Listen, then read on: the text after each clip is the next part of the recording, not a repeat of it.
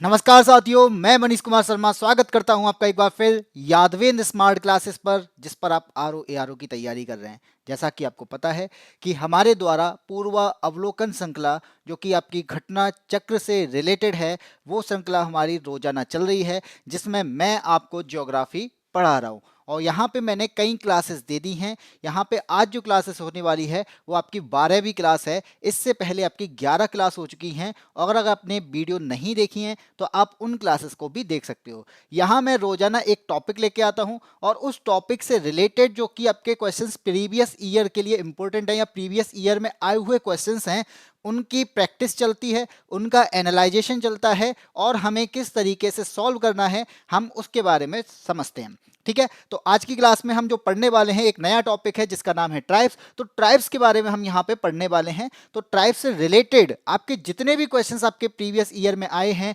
यहाँ की तक की पूर्व अवलोकन श्रृंखला में जितने भी क्वेश्चंस हैं, हम यहाँ पे उनको करने वाले हैं। तो चलिए क्लास को आगे बढ़ाते हैं। और इस क्लास में जितने साथी जुड़ते जा रहे हैं, मैं उनसे कहना चाहूँगा कि अगर आपको क्लास पसंद आ रही है तो वीडियो को लाइक, और वीडियो को अपने साथियों को जो वास्तव में अच्छी तैयारी या सीरियस तैयारी कर रहे हैं उन लोगों को भेजिएगा, जिससे उनको समझ में आए और उनको बेनिफिट हो, उनको एक प्रकार से लाभ प्राप्त हो इन क्लासेस से। ठीक है, तो चलिए आगे बढ़ते हैं। तो सबसे पहले मैं आपको बता दूं कि हमारे द्वारा एक बैच लेके आया जा रहा है जो कि आपका है संघर्ष बैच। हमने इसका नाम संघर्ष बैच इस वजह से रखा कि आपका मैथ्स के साथ में संघर्ष, यानी मैथ्स आपको बिल्कुल भी नहीं आता है तो आपको उसको सीखने के लिए स्ट्रगल करना पड़ेगा, उसको सीखने के लिए संघर्ष करना पड़ेगा। और वो संघर्ष कराएंगे कौन? वो कराएंगे आपके यादवेंद्र सर। यादवेंद्र सर के द्वारा यहाँ पे आपको मैथ्स सिखाया जाएगा, और मैथ्स आपका जीरो लेवल से सिखाया जाएगा। जीरो लेवल से आपको उस लेवल तक लेके जाएंगे जिस लेवल तक के आपके एग्जाम्स में क्वेश्चन पूछे जाते हैं। तो इस क्लासेस को जुड़ने के लिए, इस क्लासेस के साथ, इस बैच के साथ में जुड़ने के लिए आपको करना क्या होगा? आपको एक एप्लीकेशन डाउनलोड करनी होगी, और उस एप्लीकेशन का नाम क्या है? उस एप्लीकेशन का नाम है यादवेंद्र स्मार्ट क्लासेस। जब आप प्ले स्टोर से यादवेंद्र स्मार्ट क्लासेस के एप्लीकेशन को डाउनलोड करोगे, डाउनलोड करने के बाद में वहां पे रजिस्ट्रेशन करोगे। रजिस्ट्रेशन जैसे ही करते हो तो वहां पे आपको जाना है होम पेज पे, और होम पेज पे जाने के बाद में क्या करना है? आपको पे करना है। कितना पे करना है? तो केवल आपका 199 रुपये आपको पे करना है, जो आपको यहाँ पे दिखाई दे रहा होगा। यानी 199 रुपये में आपको एक बैच मिल रहा है जो है आपका मैथ्स का बैच। और इस मैथ्स के बैच में 199 रुपये में आप जीरो से शुरू करना चाहोगे, जीरो से पढ़ना स्टार्ट करोगे, और जीरो से पढ़ने के बाद में आप देखोगे कि हम लोग धीरे धीरे धीरे अपने आप में इंप्रूव होते हुए एडवांस लेवल तक पहुंच चुके हैं। तो ऐसी क्लासेस के लिए आपको करना क्या है? आपको एप्लीकेशन को डाउनलोड करना है। और साथ ही मैं आपको बता दूं हम यहाँ पे क्या प्रोवाइड करने वाले हैं। हम यहाँ पे लाइव क्लासेस प्रोवाइड करने वाले हैं। आपको लाइव क्लासेस के माध्यम से आपको पढ़ाने वाले हैं, और आपके जो भी डाउट हैं लाइव क्लासेस में, जितने भी डाउट आपके क्लियर हो सकते हैं वो किए जाएंगे। उसके अलावा अगर आपके कोई भी डाउट इसके अलावा भी आते हैं तो आपको यहाँ पे अलग से क्लास मिलने वाली है।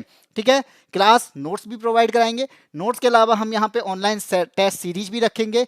बेसिक से एडवांस लेवल बता ही दिया है, और ये क्लासेस जो होंगी वो बाइलिंगुअल क्लासेस होंगी।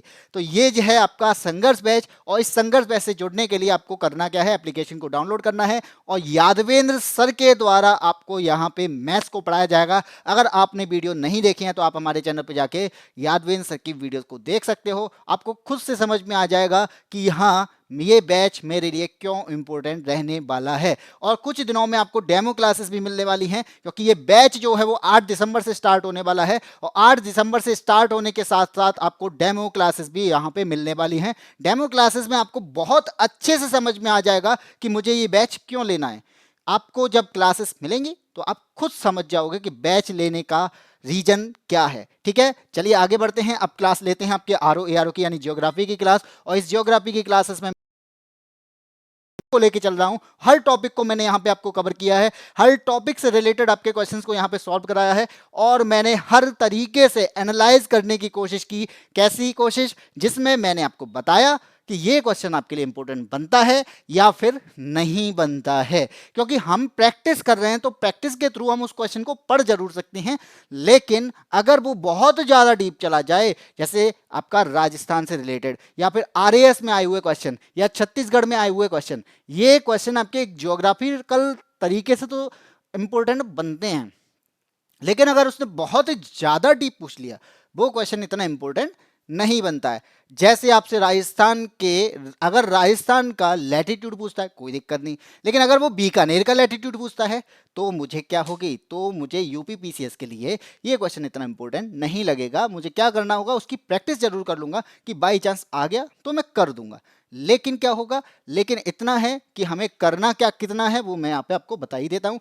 आगे बढ़ते हैं, अपनी क्लासेस को स्टार्ट करते हैं। आपको पता है कि हम लोग क्या करने वाले हैं, प्रजाति और जनजातियों के बारे में पढ़ने वाले हैं। तो सबसे पहले मैं यहाँ पे आपको ब्रीफ इंट्रोडक्शन यानी इसके बारे में थोड़ा सा इंट्रो पार्ट देता हूँ, जिससे कि क्या है कि हम क्वेश्चंस को आगे करेंगे तो क्वेश्चंस हमें समझ में आने लगे। ठीक है, तो सबसे पहले मैं बात करूंगा ट्राइब्स के बारे में। ट्राइब्स होते क्या हैं, यानी ये आपके, मैं बात करूं कि सोसाइटी की मेन स्ट्रीम्स में नहीं रहना पसंद करते हैं। ये क्या है, जैसे हम लोग रह रहे हैं सोसाइटी की मेन स्ट्रीम के अंदर रह रहे हैं, तो ये सोसाइटी की मेन स्ट्रीम में नहीं रहते हैं। ठीक है, इतनी बात समझ में आई।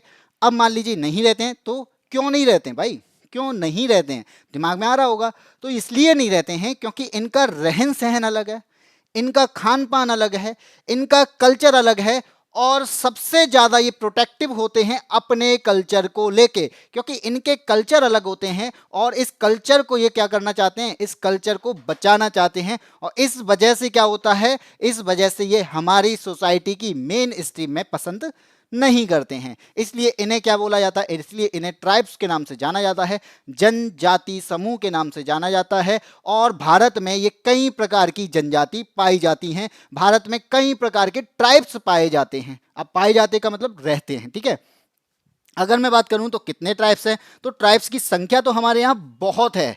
बहुत का मतलब, तो बहुत का मतलब है कि हमारी देखो उत्तरी क्षेत्र में भी पाए जा रहे हैं, हमारे दक्षिणी क्षेत्र में भी पाए जाते हैं, पूर्वी क्षेत्र में भी आए, पश्चिमी क्षेत्र में भी हैं। तो बहुत सारे ऐसे क्षेत्र हैं जिसके अंदर ये पाए जा रहे हैं। और मैं यहाँ पे बात करूँ तो मान लीजिए अगर आपसे पूछ लिया जाए, मान लो जैसे मैं जम्मू कश्मीर की बात करी, ठीक है, अगर मैं जम्मू कश्मीर की बात कर रहा हूं तो यहां पे कोई ट्राइब्स रहती है क्या, ये पूछा जाता है, क्योंकि ये फैक्चुअल आपके क्वेश्चंस होते हैं। तो आपको यहां पे क्या करना होगा, इनको पढ़ना ही पड़ेगा। इसके लिए देखो ट्रिक पे जाना जरूरी नहीं होता, क्योंकि हर क्वेश्चन की एक अपनी ट्रिक होती है, हर चैप्टर की अपनी ट्रिक होती है। इतनी सारी ट्रिक्स से बेटर है कि आप उन्हीं चीजों को याद कर लो, क्योंकि वो नाम बेटर है ना। तो यहां पे अगर मैं बात करूं तो जम्मू कश्मीर में, तो जम्मू कश्मीर की एक आपके है कौन, डोंगरा। जम्मू जम्मू कश्मीर में एक जाति जनजाति है जिसका नाम है डोंगरा। अगर आपसे पूछ लिया जाए, मान लीजिए लद्दाख के बारे में बात करूं, तो लद्दाख की आपने सुना होगा बक्करवाल, क्या नाम है इसका, बक्करवाल जनजाति जो है वो कहाँ की है, लद्दाख की है। आपने सुना होगा चांगपा जनजाति, तो चांगपा जनजाति के बारे में अगर आपने सुना होगा तो आप तुरंत बता दोगे कहाँ की है, ये भाई लद्दाख की है। ठीक है, अब लद्दाख के अलावा भी, अब लद्दाख से नीचे आए, मैंने बोला हिमाचल प्रदेश आते हैं। हिमाचल प्रदेश में कौन सी जनजाति भाई, अगर आपसे हिमाचल प्रदेश के बारे में बात करेगा तो गद्दी नाम से आपने सुना है क्या, गद्दी। ठंड लग रही है तो ठंड के लिए क्या करना पड़ेगा, अब मुझे क्या करना पड़ेगा, गद्दी चाहिए। गद्दी का मतलब वो ओढ़ने के लिए। ठीक है, तो गद्दा जो होता है उसकी बहन छोड़ो, ठीक है, एक होती है गुज्जर। ठीक है, गुज्जर हो गई। इसके अलावा हिमाचल प्रदेश में और कहाँ पे, उत्तराखंड की बात करें, चलिए उत्तराखंड की बात करते हैं। जब मैं उत्तराखंड की बात करता हूँ तो यहाँ पे एक जनजाति ऐसी है जिसका नाम है थारू, जो उत्तर प्रदेश में भी पाई जाती। अब ये ऐसा नहीं है, मोस्टली संख्या इनकी ज़्यादा है। ठीक है, मैं ये वहाँ पे नाम लिख रहा हूँ ना, जम्मू कश्मीर में डोंगरा की संख्या ज़्यादा है, उत्तराखंड में थारू की संख्या ज़्यादा है। इसका मतलब ये नहीं है कि यहीं रहते हैं कहीं और नहीं रहते, ये अलग भी रहते। अलग का मतलब जैसे मैंने यहाँ पे थारू के बारे में बोला, तो थारू तो भाई उत्तर प्रदेश में भी पाई जाती है, उत्तर प्रदेश में भी इनकी संख्या बहुत अच्छी है। तो क्या यहाँ पे उत्तराखंड में मिलेगी तो उत्तर प्रदेश में नहीं मिलेगी, मिलेगी भाई मिलेगी। लेकिन यहाँ पे क्या है कि आपको ये याद रखना है कि ये जो जनजातियां हैं इनका एक प्रमुख क्षेत्र है, तो ये प्रमुख क्षेत्र आपका यहाँ पे उत्तराखंड और उत्तर प्रदेश है। लेकिन इसके अलावा भी अगर ये कहीं मिलती हैं तो इसका मतलब क्या है, ये वहाँ भी मिल रही हैं, तो इसका मतलब यह है कि आपकी जो जनजाति है वो हर जगह रहती हैं, बस संख्या कहीं पर ज़्यादा होती है तो वो वहीं की कही जाती है, इसलिए हम यहाँ पे इनके नाम को पढ़ पा रहे हैं। अगर मैंने उत्तर प्रदेश की बात करी तो का थारू पता चल गया। और यहां पे मैंने बोल दिया, इसके अलावा एक होती है भोटिया, क्या है, भोटिया। अब ये भोटिया जो है ये आपकी यहां भी पाई जाती है, कहां पे, उत्तराखंड में। अब ये यहां पे क्यों पाई जा रही, इतना ध्यान रखो, कभी उत्तराखंड और उत्तर प्रदेश एक हुआ करते थे, तो जो आपकी उत्तराखंड में मिलती थी वही आज भी उत्तर प्रदेश में मिलती हैं, क्योंकि ये दोनों क्या थे, एक थे। तो यहां पे भोटिया के अलावा बुक्सा भी है, तो बुक्सा भी कहां की है, ये भी आपकी उत्तराखंड की है। ठीक है, चलिए और बताऊं, और बताऊं, और कौन सी बताऊं? जैसे मैंने बोला, चलो ठीक है, उत्तर प्रदेश के अलावा हम राजस्थान की बात करें। राजस्थान की मैं बात करूं तो सहरिया आपने सुना है? सहरिया जनजाति, तो सहरिया जनजाति के बारे में बात की जाए तो वो कहाँ की है? राजस्थान की है। अगर मैं बोलूं मीणा की बात करूं तो मीणा कहाँ की है? ये भी राजस्थान की है। भील कहाँ की है? ये भी राजस्थान में रह रही है। इसके अलावा और बताओ। और अगर मैं मध्य प्रदेश की बात करूं तो मध्य प्रदेश में भी कौन सी रह रही है? मध्य प्रदेश में गोंड जनजाति रहती है। कौन सी रहती है?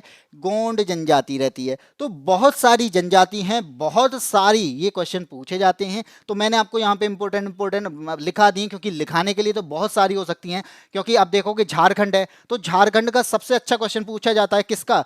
झारखंड की मैं बात करूं तो झारखंड से सबसे ज्यादा जो जनजाति पूछी जाती है वो कौन सी है? वो है आपकी संथाल जनजाति। अब जो संथाल जनजाति है, यहाँ पे सबसे ज्यादा जो क्वेश्चन पूछे जाते हैं वो आपके संथाल, यानी झारखंड से जब भी पूछा जाएगा तो संथाल के बारे में ज्यादातर पूछा जाता है। ठीक है, अब बाकी आपने देखा होगा, मेघालय की बात करूं तो मेघालय में गारो, खासी, जैंतिया, ये पहाड़ियों के नाम है, लेकिन यहाँ पे रहने वाली जनजातियों के भी नाम यही हैं। तो यहाँ पे जो गारो पहाड़ी के आसपास रहते हैं वो गारो, गारो जनजाति, खासी जनजाति और आपकी जैंतिया जनजाति। और कौन सी पहाड़ियों के नाम है? तो आपने आपने सुना होगा अरुणाचल प्रदेश। अरुणाचल प्रदेश में आपने सुना होगा मिश्मी पहाड़ी का नाम है, लेकिन मिश्मी जनजाति का भी नाम है, यानी जनजाति के नाम के आधार पर उन पहाड़ी का नाम वहां रखा गया है। आपका मिश्मी हो गया, अबोर हो गया, ये क्या है? ये अरुणाचल प्रदेश की हैं। ठीक है, तो बहुत सारी आपकी यहाँ पे जनजातियां पाई जाती हैं, ये मैंने आपको हल्का हल्का बता दिया है। असम की बात करूं तो असम में आपकी बोडो जनजाति है। ठीक है, चले अब पढ़ते हैं, आपके क्वेश्चंस पे पढ़ना है, क्योंकि अब क्वेश्चंस को फोकस करना है। ठीक है, अब चलिए और देखते हैं, अगर और कुछ हो सकता है और क्या बता सकते हैं इसमें। ठीक है, मैं बताता हूं, भारत की कुल जनसंख्या की बात करते हैं। भारत की जनसंख्या की अगर मैं बात करूं तो भारत की कुल जनसंख्या का, किसका? भारत की कुल जनसंख्या का कितना? 8.6%, लगभग 8.6% कौन है? ट्राइब्स हैं। भारत की अगर जनसंख्या है 1.25 करोड़, अब 1.25 करोड़ नहीं, 1.25 करोड़, लेकिन आज के टाइम पे 140 करोड़ है। लेकिन हम जो बात कर रहे हैं वो 2011 के अकॉर्डिंग चल रहे हैं, क्योंकि हमारे यहाँ सेंसस हुई है 2011 में, उसके अकॉर्डिंग हमारे पास में डेटा ऑफिशियल है।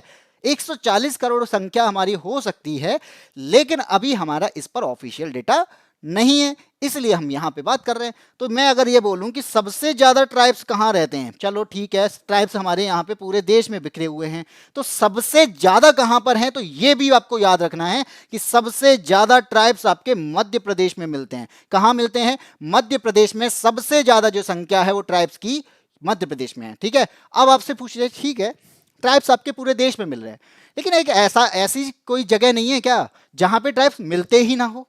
ऐसी भी तो कोई जगह हो सकती है जहां पे ट्राइब्स ही ना हो, तो उन जगह के नाम हो सकते हैं क्या? तो मैं बता दूं कि ट्राइब्स नहीं मिलते कहां पे? जहां पे ट्राइब्स नहीं मिलते हैं, तो अगर उनके का नाम पूछ ले जाए तो भाई उनके भी तो नाम हैं, तो बता दो, याद रख लो, पंजाब एक ऐसा हिस्सा है जहां पे ट्राइब्स नहीं मिलते।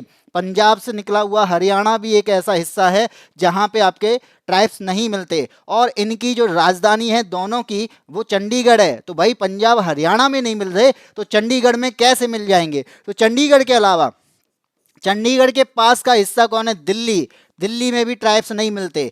और एक यूटी और है जिसका नाम है पुडुचेरी, पुडुचेरी में भी ट्राइब्स नहीं मिलते हैं। ठीक है, ये बात ही आपको याद रखनी है। और अगर पूछ लिया जाए, सर्वाधिक अगर मध्य प्रदेश में है, लेकिन ऐसी कौन सी जनजाति है जो सबसे ज्यादा है? सबसे ज्यादा तो मध्य प्रदेश में है, लेकिन सबसे ज्यादा कौन सी जनजाति है, यानी जिनकी जनसंख्या ज्यादा है, जिसकी पॉपुलेशन ज्यादा है? तो याद रखना, सर्वाधिक तो मध्य प्रदेश में है, और सर्वाधिक जनसंख्या की मैं बात करूं तो यहां पे मैं लिख देता हूं कि सर्वाधिक पॉपुलेशन किस ट्राइब्स की है, सर्वाधिक जनसंख्या अगर मैं बात करूं कौन से ट्राइब्स की है, तो याद रखना वो भील की है। भील ट्राइब्स है, भील जनजाति है, जिसकी संख्या जो है वो सबसे ज्यादा है भारत में। ठीक है जी, इतनी बात समझ में आ गई? तो ऐसे ही बहुत सारे हिस्से हैं। अब मैं बात करूं, जैसे मैंने बताया कि एक जगह पे नहीं मिलते, तो एक जगह पे नहीं मिलते का मतलब, एक जगह पे नहीं मिलने का मतलब है कि जैसे मैंने बात करी थारू की, तो थारू आपका उत्तराखंड में मिलता है, उत्तराखंड के अलावा उत्तर प्रदेश में भी मिल रहा है। और तराई क्षेत्र, अब तराई क्षेत्र तो आपका उत्तराखंड उत्तर प्रदेश के अलावा बिहार में भी है, तो भाई बिहार में भी आपका थारू जनजाति मिलती है। और ये ऐसी जनजाति है जो दिवाली पर शोक मनाती है। क्या? दिवाली पर शोक मनाती है। जहां पर हम लोग यहाँ पे खुशियां मना रहे होते हैं कि राम लौट के आए थे, उस दिन ये शोक मनाते हैं। ठीक है, और इनकी जनजाति का जो वंश है ये किरात वंश के नाम से जाना जाता है। किसके नाम से? किरात वंश के नाम से। इतनी बात समझ में आई? आगे बढ़े। अब मैंने बोला भोटिया। भोटिया एक जनजाति है जो आपकी उत्तराखंड और उत्तर प्रदेश में मिलती है। उत्तराखंड और उत्तर प्रदेश में, याद रखना, क्या याद रखना है कि आपने, मैंने यहां पे लिखा भोटिया।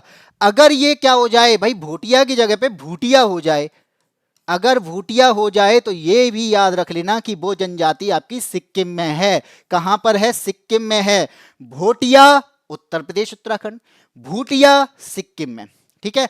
और एक आपकी जनजाति है जिसका नाम है जौनसारी, और जौनसारी जो जनजाति है, तो जौनसारी जनजाति ये कहाँ की है? तो ये आपकी उत्तराखंड की है। ये भी उत्तराखंड की है, लिखा नहीं है लेकिन फिर भी याद रख लेना। और यहाँ पे बहुपति विवाह, बहुपति विवाह की प्रथा पाई जाती है। इनके पास में अलग अलग प्रथाएं होती हैं, इनका एक अलग कल्चर होता है। कल्चर को ही तो बचा रहे हैं, तो कल्चर को बचाने के लिए यहाँ पे ये हमारे सोसाइटी के साथ में जुड़ नहीं पाते, तो इसी वजह से इनके कल्चर अलग होते हैं। जैसे मैंने बताया कि जौनसारी जो है ये बहुपति विवाह करते हैं, तो इस वजह से ये भी आपके क्या है, इनका एक कल्चर है जिसका नाम जौनसारी है। कृषक जनजाति भी है, यानी ये किसान के नाम, यानी किसान या फिर कह सकते हैं कृषि करती है। ठीक है, आगे बढ़ते हैं। अब आते हैं आपके क्वेश्चन पे। मैंने बहुत सारी डिटेल दे दी है, अब बात करते हैं क्वेश्चंस की, क्योंकि क्वेश्चंस भी हमें करने हैं। चलिए, क्वेश्चन आता है आपका सबसे पहला। ये हमें दे रखी है यहाँ पे दो सूची, ठीक है, दो लिस्ट दे रखी है। क्या दे रखा है लिस्ट में?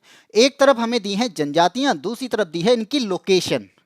जनजाति है यानी ट्राइब्स के बारे में बात कर रहा है, दूसरी तरफ में हमें लोकेशन दी है। अब इनमें बताना है कि कौन सी जनजाति है, वो कहाँ रहती है। तो अब यहाँ पे मोस्टली जो क्वेश्चन पूछे जाते हैं, क्योंकि ये चैप्टर अलग है, तो इस चैप्टर में मोस्टली जो क्वेश्चंस पूछे जाते हैं ना, वो मैचिंग के अकॉर्डिंग पूछे जाते हैं। किसके अकॉर्डिंग? मैचिंग के अकॉर्डिंग, यानी मैच कराए जाते हैं। तो यहाँ पे ऐसे क्वेश्चंस की संख्या ज्यादा मिलेगी। तो जब मैं बात करूंगा कि जारवा की बात करें, तो जारवा जो है कहां पे? निकल बाहर। कहां से निकलू भाई? अंडमान निकोबार। निकल बाहर मतलब निकोबार। तो जारवा जो है ये कहां पाई जाती है? तो जारवा जनजाति आपकी कहां पाई जा रही है? अंडमान निकोबार में पाई जा रही है। और अगर ये अंडमान निकोबार में पाई जा रही है तो यहां पे आपका ऑप्शन देख लो, ऑप्शन नंबर बी में ही हमें मिल गया कि पहले का 4 है। मुझे तुरंत आंसर पता चल गया कि क्या है, ऑप्शन नंबर बी यहां पे सही होगा। 4312।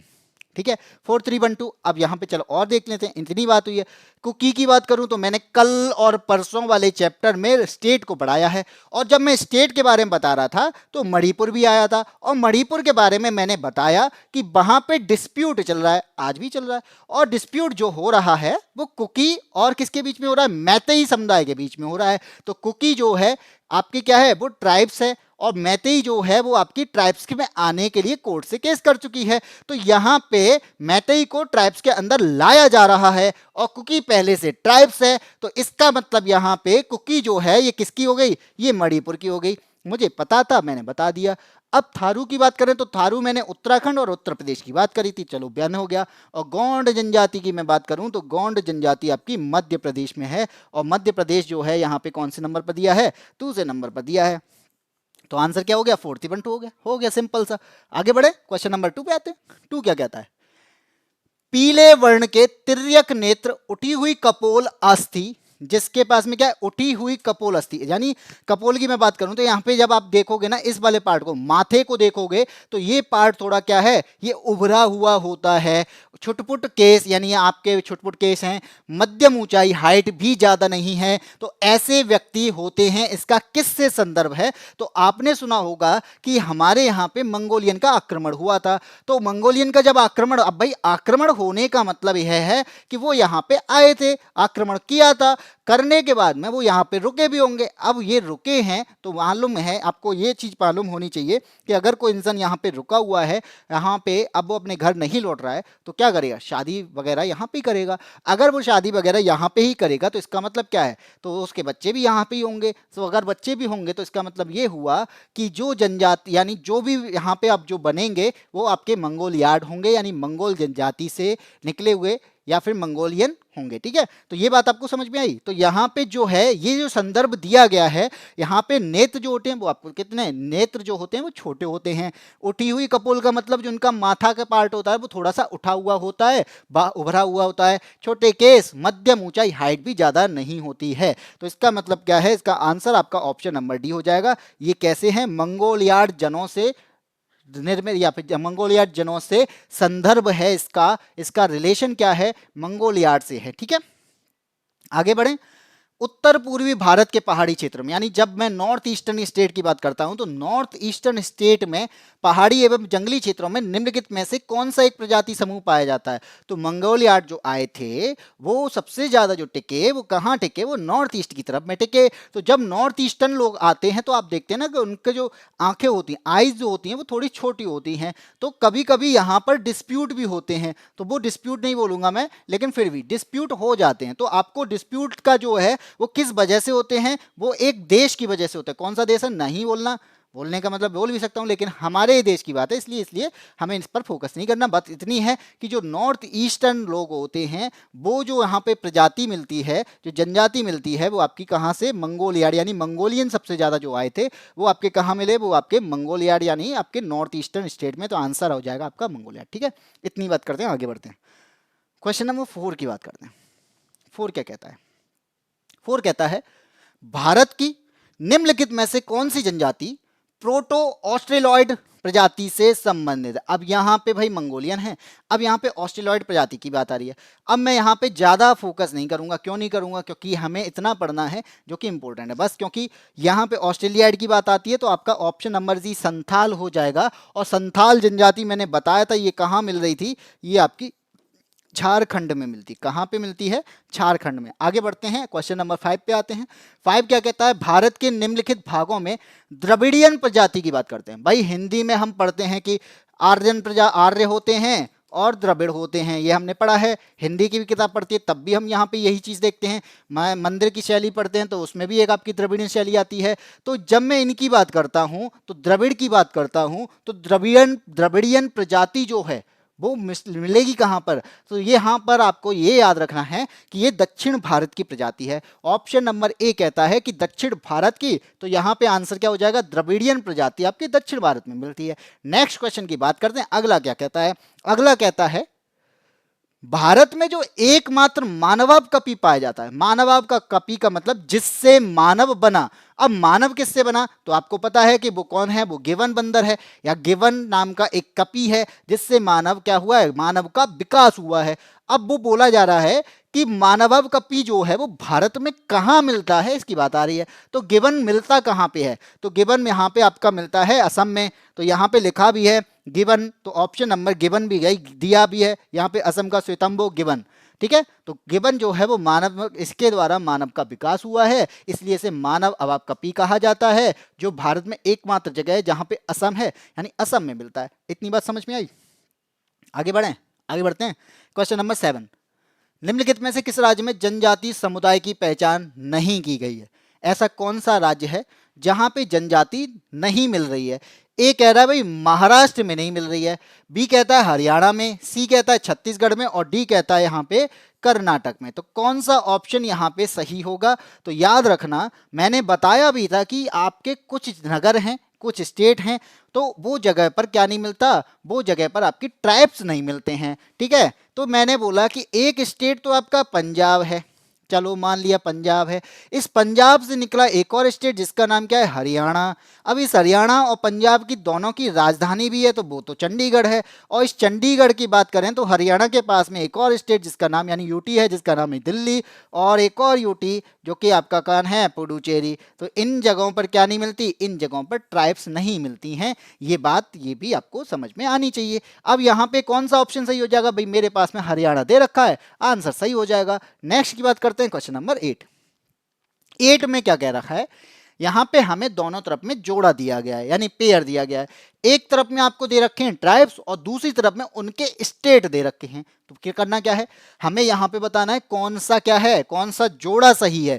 यानी तीन चार जो ऑप्शन हैं, चार में से हमें तीन गलत दिए गए और एक जो है वो सही दिया गया है। तो यहाँ पे थारू की बात करूंगा तो थारू आपका उत्तर प्रदेश उत्तराखंड में है, तो भाई ये तो सही है, हमें एक ही सही देखना था, बाकी की छोड़ो। अब चलो यहाँ की बात कर लेते हैं, भूटिया की मैं बात करूं तो भूटिया जो है, ये भोटिया अगर होता, भोटिया आपका उत्तर प्रदेश में है और भूटिया सिक्किम में है, ये बात याद रखना, ठीक है। आगे बढ़ते हैं, क्वेश्चन नंबर 9। कौन सी जनजाति दिवाली को शोक का त्योहार मनाती है? ये मैंने आपका जैसे ही आपकी क्लास स्टार्ट हुई थी और जैसे मैं ट्राइब्स के बारे में थोड़ा सा इंट्रो पार्ट दिया था, तो उस इंट्रो पार्ट में मैंने आपको बताया था कि एक ऐसी जनजाति है जहां पर हम लोग क्या कर रहे होते हैं, हम लोग खुशियों का पर्व मना रहे होते हैं, राम के आने की खुशी का अनुभव कर रहे होते हैं। उस टाइम पे एक जनजाति है, ट्राइब्स है, वो ट्राइब्स भी यहाँ पे क्या कर रही होती है, उसे शोक के रूप में मना रही होती है। तो यहाँ पे दिवाली का जो त्योहार होता है, इसे शोक के रूप में मनाने वाली जो जनजाति है उसका नाम क्या है? उसका नाम है थारू जनजाति, जो उत्तराखंड और उत्तर प्रदेश दोनों जगह पर पाई जाती है। इतनी बात समझ में आई? आगे बढ़ते हैं। अब आता है क्वेश्चन नंबर 10। कहता है कि निम्नलिखित में से कौन सी अनुसूचित जनजाति दीपावली को शोक के रूप में मनाती है? जब मैं शोक की बात कर रहा हूं तो मैंने अभी ही बताया है कि थारू जनजाति है जो यहाँ पे दीपावली को, यानी दिवाली का जो टाइम आता है उसे क्या करती है, शोक के रूप में मनाती है। क्वेश्चन नंबर 11 पर जाते हैं। किस हिंदू त्योहार को थारू लोग शोक के पर्व में रूप में मनाते हैं? भाई ये तो पढ़ लिया। कौन सी जनजाति? थारू। थारू जनजाति क्या कर रही है, शोक के रूप में मना रही है। कौन सा त्योहार मनाती है? तो वो त्योहार दीपावली है। इसके बारे में कई बार पढ़ लिया, तो आंसर हो जाएगा दीपावली। आगे बढ़ दें, क्वेश्चन नंबर 12। भारत के निम्नलिखित में से किन राज्यों में थारू जनजाति निवास कर रही है? थारू के बारे में बार बार कितना बार क्वेश्चन पूछा गया है, खुद देख लो। RO ARO की परीक्षा हो 2017 की बात करें, UPPCS 2002 की बात करें, UPPCS मेंस 2015 की बात करें, या फिर UPPCS प्री 2005 की बात करें, तो आप देखो 2015, 5, 2002, 2017 सब में आपका थारू जनजाति के बारे में पूछा जा रहा है। तो कितनी इंपॉर्टेंट जनजातियां बनती हैं जो कि यहाँ से क्वेश्चन बनते हैं, ठीक है। चलो बात करते हैं इसके, किन राज्यों में थारू जनजाति, तो थारू जनजाति जो है वो उत्तर प्रदेश में उत्तर प्रदेश में रहती है और उसके अलावा उत्तराखंड में रहती है, ठीक है। आगे बढ़ते हैं, क्वेश्चन नंबर 13। थारू लोगों का निवास, भाई फिर आ गया, देखो फिर आ जाता है आपका UPPCS 1991 में पूछा गया एक और क्वेश्चन जो सामने है आपके, ठीक है। क्या कह रहा है, ये कह रहा है आपसा कि थारू जनजाति है वो कहाँ रहती है, तो वो उत्तर प्रदेश में रहती है। ऑप्शन नंबर बी यहाँ पे सही हो जाए। क्वेश्चन नंबर 14 की बात करते हैं। जनजाति राज, मैंने बोला था मोस्टली मैचिंग के रूप में पूछे जाते हैं, तो हमें यहाँ पे मैचिंग के रूप की बात करनी है या मैचिंग की बात कर रहे हैं, तो यहाँ पे हमें युग्मों पर विचार करना है और बताना है। अब मैच करना नहीं है, मैच उनने करके रखा है, अब इसमें ये बताना है कि इन्होंने कौन सा सही मैच दिया है। चलिए बात करते हैं कौन सा सही दिया। तो यहाँ पे लिंबू जनजाति की बात करूं तो लिंबू जनजाति जो है, जहां पे जैसे भूटिया रहती है वहीं पे आपकी लिंबू है, तो यहां पे आपका पहला जो दिया गया है वो तो सही हो जाएगा। कार्बी की मैं बात करूं तो कार्बी यहां पे हिमाचल प्रदेश दिया है, लेकिन कार्बी एंगलोंग के नाम से आप क्या है, एक देश की मांग की जाती है, वो कहां की जाती है, वो असम में की जाती है, ना कि हिमाचल में, ठीक है।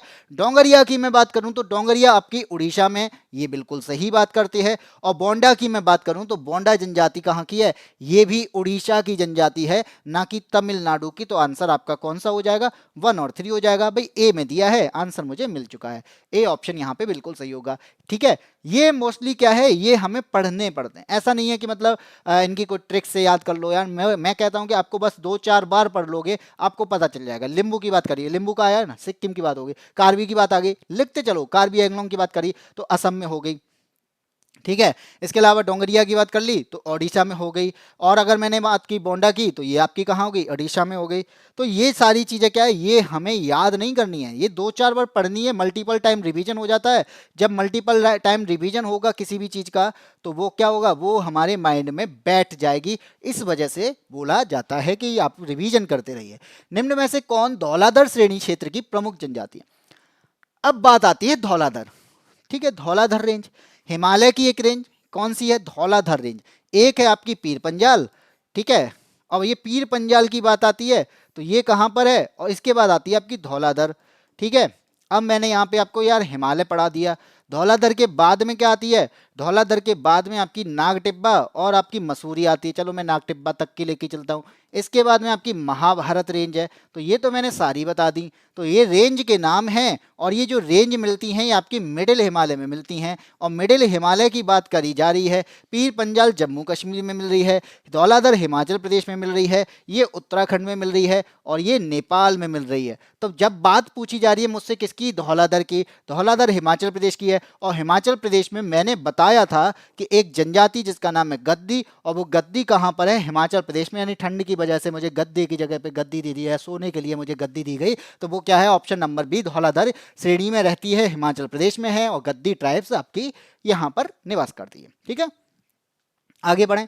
गद्दी कहाँ की निवासी है? अभी पढ़ लिया भाई, गद्दी जो है आपका हिमाचल प्रदेश में आपकी इसकी जरूरत है, वहां पर आपको सोना है तो आपको गद्दी ले जानी पड़ेगी। Question number 17, Santhal. जब मैंने क्वेश्चन स्टार्ट किए थे, यानी पहला क्वेश्चन स्टार्ट किया था, उससे पहले आपका इंट्रो पार्ट दिया था, तो मैंने बताया था कि सबसे ज़्यादा जो क्वेश्चन पूछा जाता है वो आपके ऐसे ही क्वेश्चन है, जैसे थारू के बारे में बहुत बार क्वेश्चन पूछा गया है, इसी तरीके से आपका संथाल जनजाति है, इसके बारे में भी बहुत बार क्वेश्चन पूछा जाता है। तो इसको याद रख लेना कि संथाल जनजाति जो है ये कहाँ की निवासी है? ये झारखंड की निवासी है। अब झारखंड की निवासी है, लेकिन यहाँ पे तो मध्य भारत, दक्षिणी भारत, पश्चिमी भारत, पूर्वी भारत दे रखा है। अब मैं कैसे आंसर दूं? तो ये मेरे पास में इंडिया का मैप है, और इंडिया के मैप के अलावा यहाँ पे क्या है आपको पता है कि यहाँ आपका बीच में मध्य की बात करें तो मध्य प्रदेश है, और इसी के साथ निकला हुआ छत्तीसगढ़ है, और जब मैं छत्तीसगढ़ की बात करता हूँ इसके ऊपर की तरफ में आपका झारखंड है, और जब ये आगे बढ़ता जा रहा है ये मध्य का पार्ट है, और मध्य के पार्ट के अलावा ये मध्य से इस साइड की बात कर रहा है, और इस साइड तो मेरा ईस्ट है और ये आपका वेस्ट है। तो बताओ ये कहाँ पे आ गया? ये झारखंड में आ गया, और झारखंड जो है वो ईस्टर्न पार्ट में है, तो इसका मतलब ये किस भारत में? ये पूर्वी भारत में आता है। आगे समझ? चलो आगे बढ़ते हैं। क्वेश्चन नंबर 18, निम्नांकित में से कौन सुमेलित नहीं है? यहां पे सुमेलित नहीं है उसको बताना है। 4 दिए, 3 सुमेलित होंगे, एक होगा जो सुमेलित नहीं है, मैच नहीं करता। चलो देखते हैं कौन मैच नहीं कर रहा। भील जनजाति जो है वो कहां की है? क्वेश्चन नंबर 18, 17 कहां गया?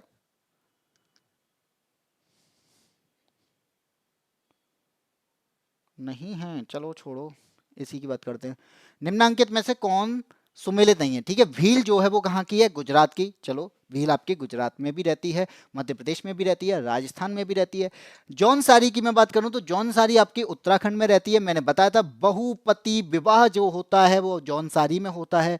संथाल जो जनजाति यहाँ पे दे रखा है संथाल के बारे में, छत्तीसगढ़, और मैंने तुरंत बताया है क्या इससे पहले वाले क्वेश्चन में कि ये तो आपकी झारखंड में है, और जब ये झारखंड में है तो मुझे तो गलत बताना था आंसर, तो गलत तो मुझे पता चल गया। कौन सा है? Option number C. खासी की बात करें तो खासी आपका मेघालय में। मेघालय में पठार में 3 पहाड़ियां गारो खासी जयंतियां मिलती है। गारो खासी जयंतियां जो है वो ट्राइब्स के नाम से रखी गई हैं, तो इसका मतलब क्या है? गारो खासी यहाँ पे क्या होगा? मेघालय का पार्ट होगा, मेघालय का। आगे बढ़ते हैं क्वेश्चन नंबर 19, संथालों में विवाह का सबसे सामान्य रूप कौन सा है? तो संथालों में जो विवाह किया जाता है वो कौन सा है? वो है आपका बुपला। कौन सा है? बुपला। और इसके अंदर होता क्या है? यहाँ पे जो विवाह होता है बुपला, यहाँ पे दहेज दिया जाता है।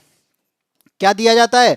दहेज दिया जाता है। भाई ये तो नॉर्मल सी बात है, नॉर्मल वैसे तो नहीं देना चाहिए, लेकिन फिर भी क्या है? दिया जा रहा है। लेकिन यहाँ पे क्या है? एक और चीज, क्या यहाँ दहेज जो दिया जा रहा है वो किसे दिया जा रहा है? इस वाले विवाह में किसको दिया जाता है? इसमें लड़की वालों को दिया जाता है। तो ये बात आपको याद रखनी है कि हाँ पर मोस्टली जो दहेज दिया जाता है वो दहेज जो है वो लड़कों को दिया जाता है। लेकिन यहाँ पे बुपला विवाह की बात करूं तो बुपला विवाह में यानी संथालों में जो विवाह होता है जिसका नाम बुपला है, इसमें लड़की वालों को दहेज दिया जाता है। लड़के वाले देते हैं दहेज और लड़की वालों को देते हैं, ठीक है, या फिर लड़की को देते हैं, ऐसे समझ लो। क्वेश्चन नंबर 20, ऋतु प्रवास। अब ऋतु प्रवास का मतलब है कि ऋतु के अकॉर्डिंग प्रवास करना, माइग्रेट करना, एक जगह से दूसरी जगह पर जाना।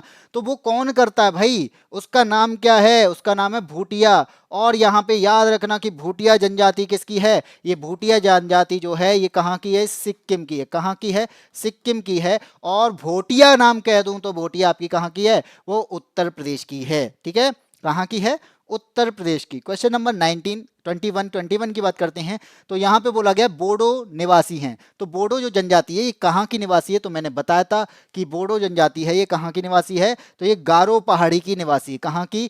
गारो पहाड़ी की निवासी है। तो मेघालय के आसपास और उसके अलावा असम के भी पास में रहती है, यानी असम की भी एक जनजाति जिसका नाम है बोडो, असम में भी रहती है। ठीक है, क्वेश्चन नंबर 22 आता है, गारो जनजाति कहाँ की है? तो भाई असम, मणिपुर, मिजोरम, मेघालय। तो गारो जो जनजाति है वो कहाँ की है? ये मेघालय का पार्ट है, यानी गारो पहाड़ी ही मेघालय में पड़ती है। तो यहाँ पे जो जनजाति है वो भी तो इसी यही होगी, क्योंकि ये पहाड़ियों के जो नाम रखे गए हैं वो भी तो जनजाति के नाम पे रखे गए हैं। आगे बढ़ते हैं, खासी एवं गारो भाषा बोलने वाली जनसंख्या पाई जाती है। खासी एवं गारो भाषा बोलने वाली जनसंख्या कहाँ पे पाई जाती है? तो भाई मेघालय का पार्ट है, और मेघालय का पार्ट है तो आपका ऑप्शन नंबर बी यहाँ पे सही हो जाएगा। क्वेश्चन नंबर 24 पर जाते हैं, निम्नलिखित जनजातियों में कौन सी केरल में पाई जाती है?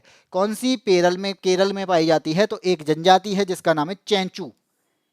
ठीक है, चैंचू जो जनजाति है ये कहाँ की है? ये केरल की है। ठीक है, ये बात आपको याद रखनी है। क्या? चैंचू एक जनजाति जो कि कहाँ मिलती है? ये केरल में मिलती है। ऑप्शन नंबर ए यहाँ पे सही हो जाएगा।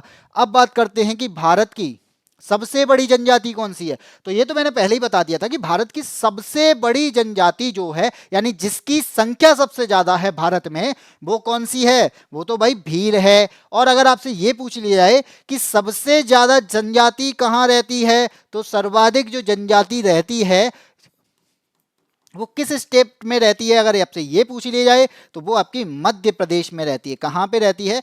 मध्य प्रदेश में रहती है। लेकिन अगर आपसे पूछ लिया जाए कि सबसे बड़ी जनजाति जिसकी पॉपुलेशन भारत में सबसे ज्यादा है वो कहाँ पर है, वो कौन सी है? वो आपकी भील जनजाति है। ठीक है, आगे बढ़ते हैं, क्वेश्चन नंबर 26, भारत में सर्वाधिक जनजाति कौन सी है? तो भारत में सर्वाधिक जनजाति जो है वो कौन सी है? वो भील है आपकी। ऑप्शन नंबर डी यहाँ पे है। तो ऑप्शन नंबर डी जो है वो बिल्कुल सही हो जाएगा। ठीक है जी, आगे बढ़ते हैं, क्वेश्चन नंबर 27, भारत की सर्वाधिक बड़ी जनजाति, यानी देखो बार बार सेम क्वेश्चन रिपीट हो रहा है। 2000 यूपीपीसीएस 2009 में भी ये क्वेश्चन पूछा गया है। ऑप्शन नंबर ए यानी भील। अब ये 2009 के अकॉर्डिंग हो सकता है गोंड जनजाति हो, पहले गोंड जनजाति, लेकिन ये आगे जाने की बात करें तो आगे की बात करूं तो उसमें आंसर आपका कौन सा होगा? उसमें आपका आंसर भील जनजाति होगा। क्वेश्चन नंबर 28 की बात करते हैं कि भारत की सबसे बड़ी जनजाति कौन सी है। अगर मैं भारत की सबसे बड़ी जनजाति की बात करूं तो यहां पे ऑप्शन तो नहीं दिया गया है, वो तो आपकी भील है, लेकिन इन ऑप्शंस के अकॉर्डिंग मैं बात करूं तो आपकी कौन सी हो जाएगी?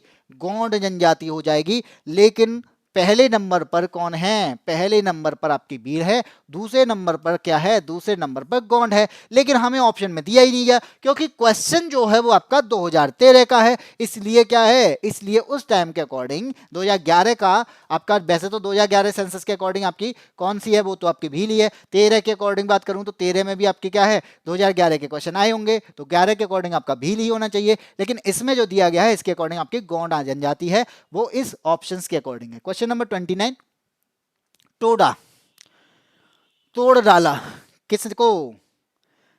टोडा एक जनजाति है जो निवास करती है। टोडा जनजाति ये कहाँ की है?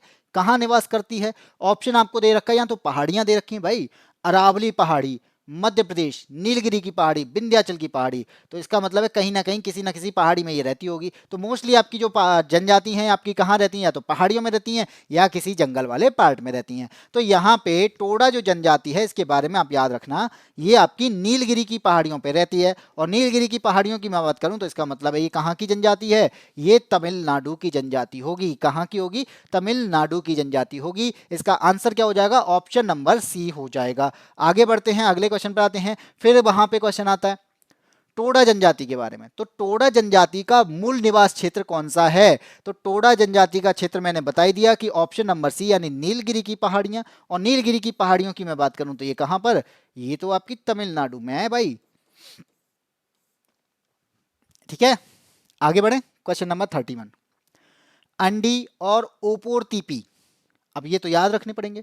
अंडी और ओपोरतीपी विवाह के नाम है। ये जो है यहां पे आपको दिख रहे हैं, ये क्या है? ये विवाह के नाम है, ओपोरतीपी और अंडी। तो ये विवाह किस समुदाय के अंदर होते हैं? किस समुदाय के अंदर होते हैं?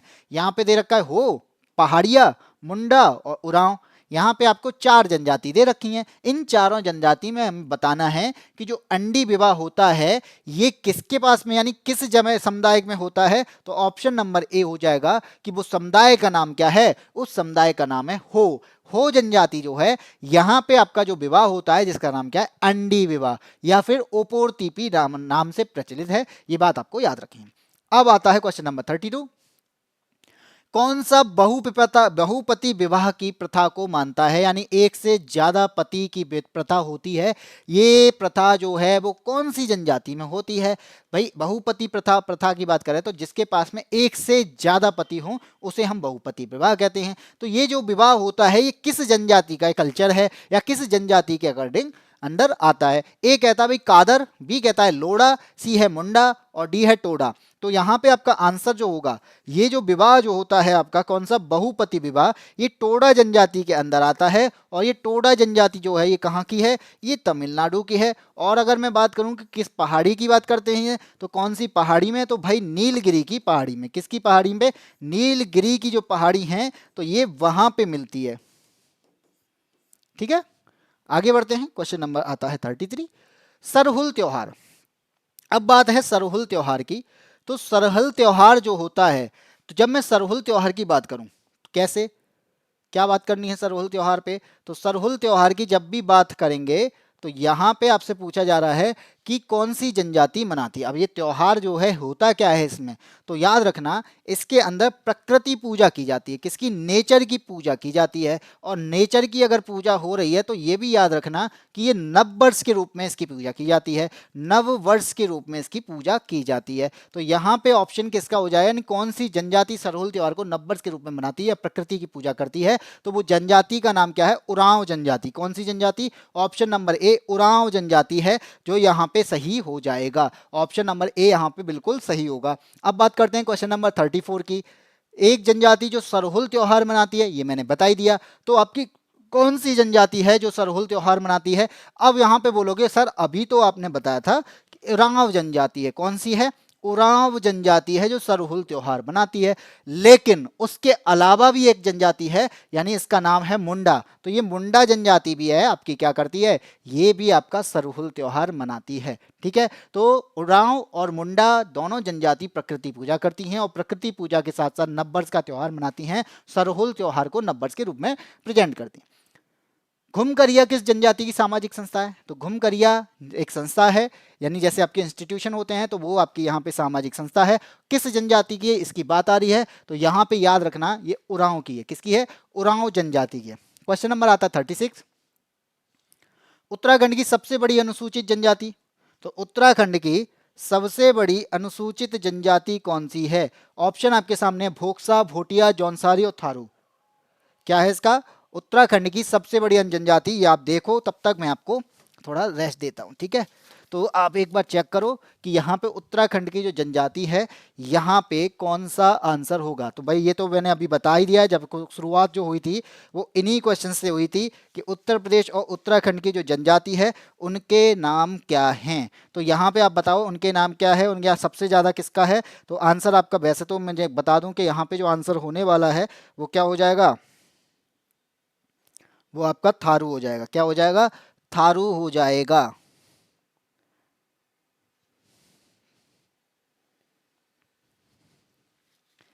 एक मिनट रुकिएगा। चलो आगे बढ़ते हैं। क्वेश्चन, अच्छा ये रह गया option number D. Question number 37, बात आती है 37 की। मिजोरम में बस्ती संरूप मुख्यतः कटकों के साथ साथ रैखिक प्रतिरूप का क्या है? मिजोरम में बस्ती संरूप मुख्यतः कटकों के साथ साथ रैखिक प्रतिरूप का है। अच्छा, जो बस्ती का संरूप है, बस्ती की जो स्ट्रक्चर है वो रैखिक प्रतिरूप का है। तो यहाँ पे पूछा जा रहा है किस वजह से है। तो आपको पता है ऑप्शन नंबर ए कहता है घाटियां कटकों की अपेक्षा ठंडी है। बी कहता है कटक शिखरों पर पहुंचना सरल है। सी कहता है कटक घाटियों की अपेक्षा ज्यादा ठंडे होते हैं। तो याद रखना कि घाटियों की अपेक्षा ज्यादा ठंडे होते हैं ये कटक। ठीक है, option number C. Question number 38, कौन सा एक सही सुमेलित नहीं है? तो यहाँ पे सही सुमेलित नहीं है उसके बारे में बात करनी है। तो जब आपकी बात करेंगे, भोटिया जो होती है वो उत्तर प्रदेश की जनजाति है बिल्कुल, सही दिया है। भूटिया जनजाति आपकी कहाँ की है? उत्तर प्रदेश की। अगर ये भूटिया होता तो भूटिया कहाँ की होती? तो भूटिया अगर मैं बोलता तो भूटिया आपकी सिक्किम की जनजाति होती। कहाँ की होती? सिक्किम की जनजाति होती। और आपके सामने और क्या क्या रखा है भाई? खासी जो है मेघालय की है, ये भी बिल्कुल सही दे रखा है भाई, बी भी सही है यहाँ पे। सी की बात करूँ, संथाल संथाल आपकी झारखंड की है, सही बात है। टोडा जो है वो तमिलनाडु या नीलगिरी की पहाड़ी है, तो चारों ही सही हैं। तो यहाँ पे अगर ई ऑप्शन होता तो मैं कह देता कि चारों सही है या उपयुक्त में से सभी। ठीक है। Question number 39। टोडा जनजाति मुख्यतः कहाँ निवास कर, कहाँ करती है टोडा जनजाति? ये बता ही थे कहूँ है, नीलगिरी की पहाड़ियों में निवास करती है। ऑप्शन नंबर बी तमिलनाडु है, नीलगिरी की पहाड़ियों में। ना आपका 40 नंबर में कौन सा एक सुमेलित नहीं है? कौन सा इनमें से सुमेलित नहीं है? ऑप्शन ए कहता है कि बीहू जो है असम में है, ओणम जो है वो आंध्र प्रदेश में, पोंगल जो है वो तमिलनाडु, और बैसाखी जो है वो कहाँ पे? वो आपका पंजाब। तो इनमें से कौन सा आंसर सही होगा? तो आप एक बार बताओ, बिहू की अगर मैं बात करूं तो बिहू जो है वो आपका असम में होता है, बिल्कुल सही है। ओणम जो है वो आंध्र प्रदेश का डांस है, बिल्कुल। पोंगल जो आपका त्योहार है वो तमिलनाडु का है। और बैसाखी यहाँ पे भी भाई चारों सही है, ये भी क्या है? चारों ही सही हैं। यहाँ पे हमसे सुमेलित नहीं के बारे में पूछा है, लेकिन यहाँ पे तो हमें चारों ही सही दे रखे हैं। आगे बढ़ते हैं, क्वेश्चन नंबर 51। निम्नलिखित में से कौन सा युग्म सही सुमेलित नहीं है? कौन सा जो युग्म है वो सही सुमेलित नहीं है, ये बताना है। ठीक है। एक तरफ आपको दे रखे हैं स्टेट और दूसरी तरफ में आपको भाषा यानी लैंग्वेज दे रखी है। तो गोवा में बोले जाने वाली जो भाषा है, ठीक है, गोवा में बोले जाने वाली जो भाषा है वो आपकी कौन सी है? कोंकणी है। ये बात सही है, ये तो बिल्कुल सही है। हमें बताना है नहीं है। अच्छा, मेघालय में खासी, बिल्कुल सही है। नागालैंड में अंगामी। लेकिन सिक्किम की बात करें तो सिक्किम में तिब्बती नहीं बोली जाती, यानी ऑप्शन नंबर डी यहाँ पे सही हो जाएगा। ऑप्शन की बात करें यानी डी सही होगा। 42 की बात करते हैं। निम्नलिखित में से कौन युग्म सुमेलित नहीं है? अभी ही देखा है हमने, अंगामी की बात हो रही है। तो अंगामी जो है वो नागालैंड है, अंगामी जो है वो नागालैंड के है, बिल्कुल बात सही है। आपातानी अरुणाचल प्रदेश, ये भी सही है। भोटिया उत्तर प्रदेश, गोंड मध्य प्रदेश, ये तो बिल्कुल सही दे रखे हैं। चारों ही सही है भाई। कितने क्वेश्चन हैं ऐसे चारों ही सही हैं सभी के?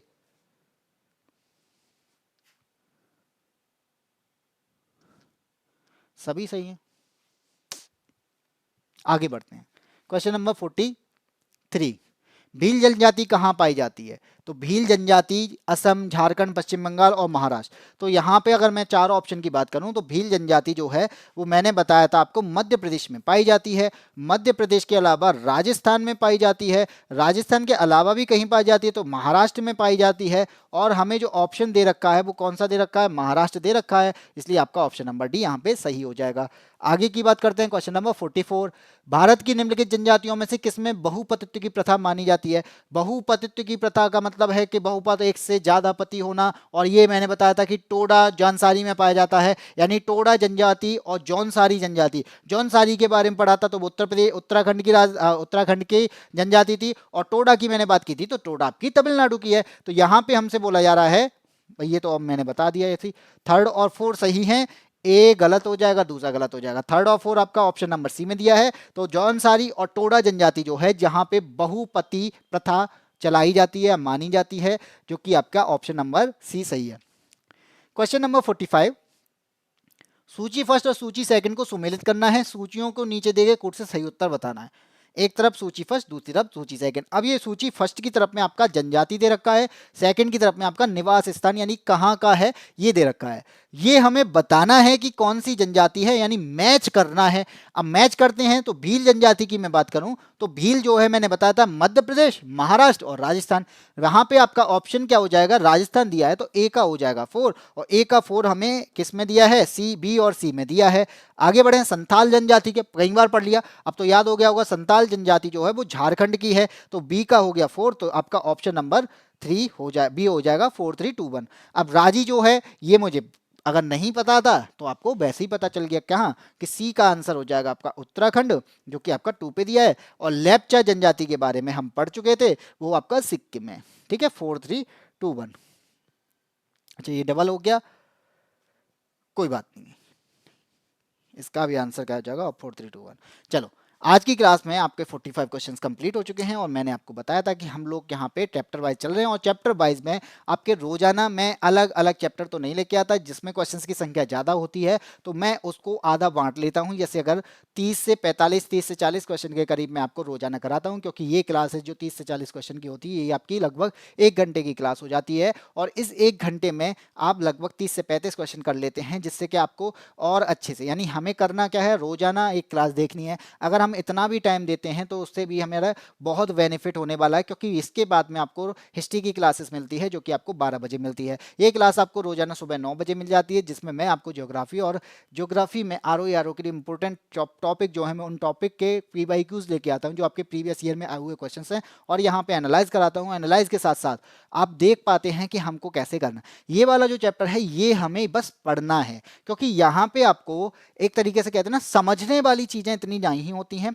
यानी आपका ट्राइब्स की बात करूंगा तो ट्राइब्स के बारे में पता होना चाहिए कि ये ट्राइब्स आपका इस स्टेट का है, ये ट्राइब्स में ये पता है, और यहाँ पे मोस्टली क्वेश्चन आपके मैचिंग वाले आते हैं। तो इसके लिए क्या करना है आपको, ऐसा नहीं है कि आप इसके लिए अलग से अंडरस्टैंडिंग वाली या फिर समझने वाली चीजें हों उनको फोकस करना है, नहीं। यहाँ पे आपको फैक्चुअल डेटा एक टाइप का होता है जो आपको केवल पढ़ना ही है। अगर आप इसको मल्टीपल टाइम रिवीजन करते हैं तो आपको और चीजें अच्छे से समझ में आ जाएंगी। तो इसके लिए करना क्या है, रोजाना क्लास को अगर आप देखोगे तो वो आप पढ़ चुके होगे तो आपका रिवाइज हो जाएगा, और नहीं पढ़ा होगा तो आपको समझ में आ जाएगा। क्योंकि बार बार एक जनजाति किसी ना किसी मैचिंग वाले क्वेश्चन में मेरे ही जाती है, जिससे क्या है बार बार अगर वो रिपीट हो रही है तो इसका मतलब ये है कि वो क्वेश्चन के यानी वो जनजाति मुझे दिमाग में रहेगी। इसके अलावा एक ही जनजाति कई बार क्वेश्चन में अलग अलग लैंग्वेज में पूछ ली जाती है, यानी जिस जनजाति के बारे में, जैसे मैंने थारू के बारे में बताया, तो थारू जनजाति भी आपकी बार बार क्वेश्चन में आई, अलग अलग रिपीट हुई, तो वो मेरे को माइंड में बैठ गई, क्योंकि उसने एक मैप बना लिया कि यहाँ पे थारू जनजाति की बात की जाएगी तो वो उत्तराखंड और उत्तर प्रदेश में